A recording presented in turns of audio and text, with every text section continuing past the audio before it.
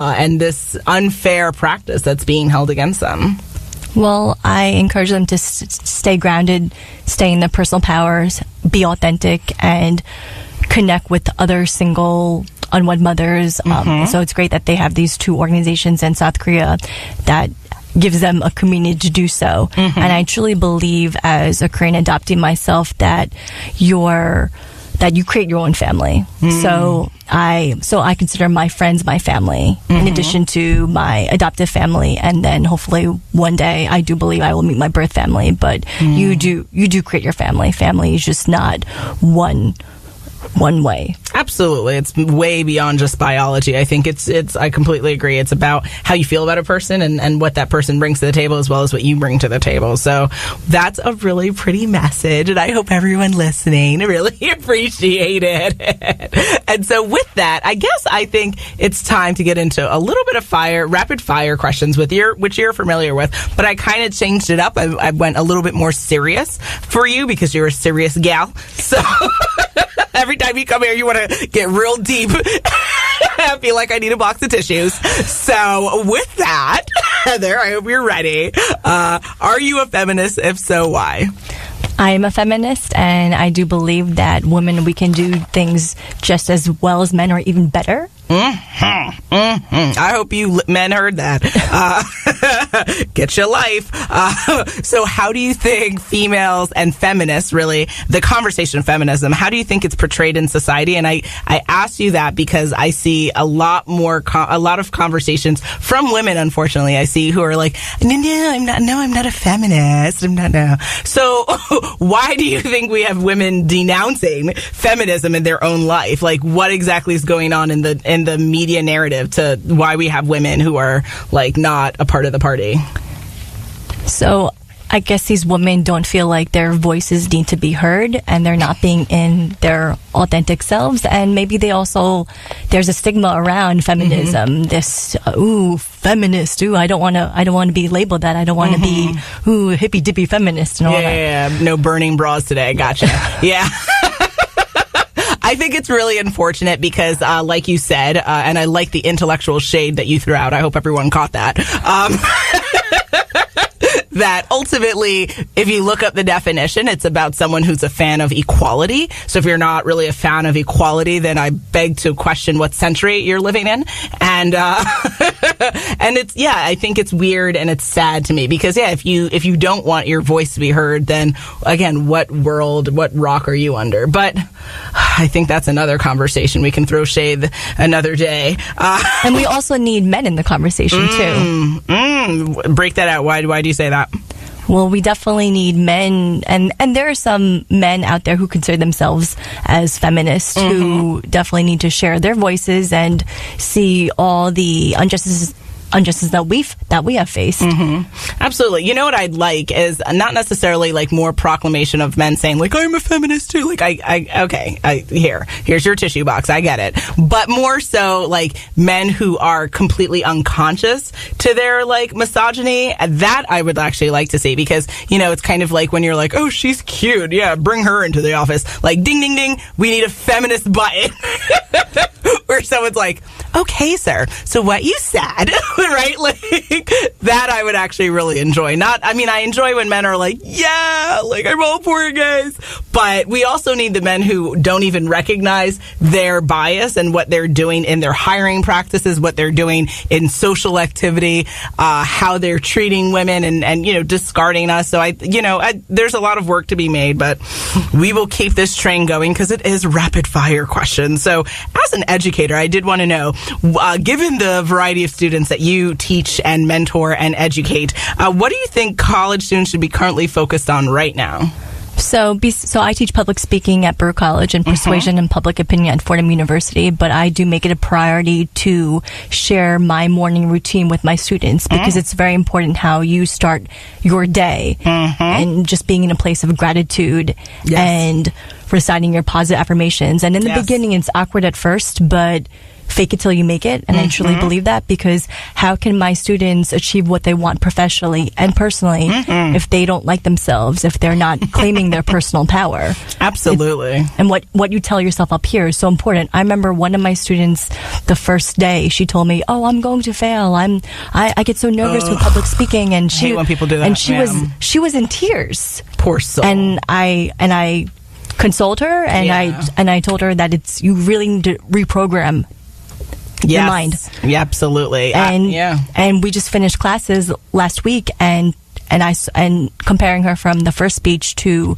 the group persuasive speech, it was night and day. And I'm so proud of the evolution and the confidence that I've seen in my students. And I even had students come up to me and they share with me, your class, I gained so much confidence in your class. It's seriously, I don't mean to toot my own horn, but public speaking is seriously a critical skill that everyone needs to develop, and one of the most important classes a student can take. Absolutely. I think it's vital for being an entrepreneur. It's vital for being a part of an organization. It's vital for your life, because again, having a voice means being able to share your voice, and public speaking is absolutely a part of that process, people. And I completely concur with you. When I was, if anyone doesn't know, I'm a lawyer by trade, and the day of the bar exam, the first day of the bar exam, which is definitely not fun and cuddly, 2 people came up to me and said, "Oh my God, I'm gonna fail." They did. So I'm not throwing shade your way, booze, but all I'm saying is get your life. Get your life. And recognize that words have power, right? And speak into the universe what you want to happen, not what you don't want to happen. That is completely illogical, does not compute, right? So let that mull over for all of you listening. But yeah, the next time when you're driving, you're like, "Oh my God, I don't want to get into a car accident." Okay, so when you crash, don't get mad at anybody but yourself, because you told the universe, "Hey there, I'm ready for horror." Makes no sense, but we're going to keep the train going, because we can only throw so much shade, Heather. There's actually there's one exercise that I do in the beginning of the semester where I tell my students to write down a negative thought, a fear that they have about public speaking. So I pass little pieces of paper, they write it down, and then I tell them to crumple it up and throw it in the air. And from that moment on, it's out of your mind. I love it. Release, guys. You are listening to our voices on the voice of Nassau Community College, 90.3 WHPC. My name is Natasha Nurse, and my guest today is Professor Heather Schultz. We're going to keep the train going, guys, for some more rapid fire questions that are a little bit different. And I kind of like this conversation. I think we'll keep with these kind of interesting questions. So next out of the gate is, with all of the saddening, upsetting, and frightening news that's out currently, how do you stay grounded? So I used to be a journalist. I did some freelance work for the New York Times. I covered bridal technology. I also wrote wedding columns for the New York Daily News. Absolutely. I worked as an editor at 2 different trade publications, one on legal technology and one on direct marketing. And then I transitioned to the world of content marketing and then nonprofit communications. And now I'm teaching at Baruch and Fordham. So I don't let the day consume. I don't let the news consume my day. Okay. So, and it's important, because a lot of the news is negative. So I mean, outside of this show, guys. It's important to stay informed with the breaking news updates and everything. Yeah. But I don't think you should let it consume you. So how I stay grounded is daily meditation, doing my positive affirmations, being in gratitude, because I truly believe in the power of manifesting your intentions. Yes. And when you manifest, you need to be in a place of love and gratitude, and not in a place of fear or lack, because absolutely, when I'm in those places, things are not showing up in my life, and I'm like, why are things showing up in my life? I love it. Yes, if anyone's aware of the secret, that is what you're speaking to. But yes, the law of attraction plays a vital role if you believe it, and you'll see the benefits if you do. But I agree. I think for me, social media is a big part of my day, because I'm just a hardcore fan, but secondly, it's a part of how I stay up to date with providing and sharing content in my various platforms that I'm a part of. But I agree. I think at the end of the day, if something's upsetting, then you either take action or you don't, and then deal with the consequences nuance of it, but you can't be overwhelmed by what's going on, because there will always be another sad story, another death, another attack, another, right? Like, the human nature is not fun and cuddly. We are not made of rainbows and sprinkles, guys. So, it's just another day and another, so you have to kind of get past it. I completely agree. Would you say, I'd love a prediction, 10 years from now, how will society change? What's one thing that you think is going to be different 10 years from now? And definitely artificial intelligence and AI. Do you watch Black Mirror? No, but my hubby does. Yes. Yeah, okay. For the good or the bad? The change?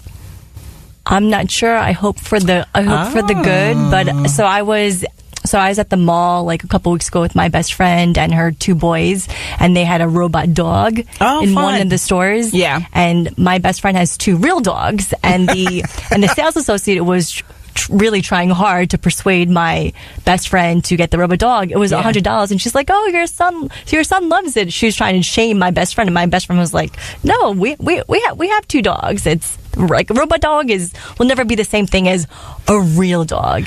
Yes. Power to the pooches out there. Yes.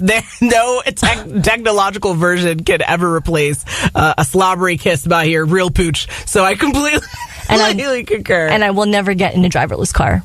Ever. Oh, interesting. I actually want to, because I want to read when I'm traveling, and the hubby wants to play games on whatever device he's working on. So, interesting. You won't. Why do you absolutely declare you would never? I just don't trust the machine with my life. Okay. Well, that's an interesting statement. Okay. So with that, I guess I would just love to end with what is something that no one knows about you? And if it's okay if you have to take some time to think about it. So I don't back down from a dare. Mm-hmm. So my best friend, like back when we were younger, she dared me to eat cat food, and I eat cat food. Whoa. I was not ready for that, Heather. That's an amazing share. Okay. So with that, I'm going to continue laughing, but we're professional here, guys. I would like to thank my guest, Professor Heather Schultz, for coming to Our Voices. Thank you for having me, Natasha. It's a pleasure. Absolutely. You talked about something very serious and important, and I hope that the unwed mothers in Korea hear this and appreciate your advocacy work for them. And anyone who's not aware of this, if anyone wants to get in touch with you, real quickly, what's the best way? Sure. So my email is heather.j.schultz@gmail.com, and you can also find me on Twitter at heatherjschultz. Perfect. Okay. Thank you again, Professor Heather Schultz, for joining the show again. I know our audience found you both as informative and inspiring as I did. My name is Natasha Nurse. I'm the proud host of Our Voices here on 90.3 WHPC. Our show's creative director is Rudy J. Breedy. Visit nccradio.org. Again, that's www.nccradio.org for more information. This will be available as a podcast on iTunes, Android Podcasts, and Spreaker. Our Voices is powered by the Nassau Community College Foundation on the voice of Nassau Community College, 90.3 WHPC. Have a great day, and we'll see you soon.